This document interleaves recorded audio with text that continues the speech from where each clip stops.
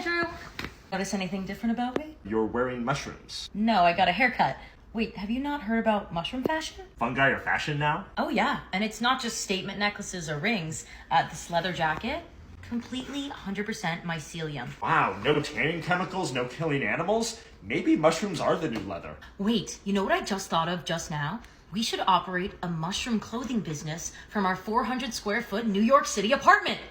Oh, okay. To be able to make this profitable, we just need to lay out about 150 square feet of Reiki mushroom spores for about 2 to 3 weeks at a time in complete darkness. We'll need someone here all the time, of course, to moisten the spores and... Willa, having someone here all the time might be a little difficult. I mean, I work from home. Oh my god, you're right, Andrew. It should be you. You should be the water boy.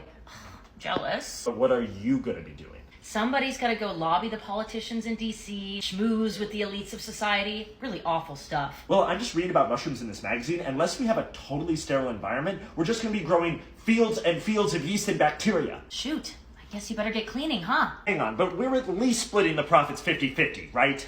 Well, I did bring the business plan, and I did write a gigantic money sign, so I guess we could go 80-20? Well, I think you might be trying to exploit my labor. I'm going to have to unionize myself.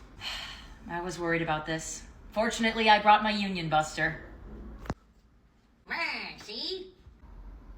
I'll take the spores.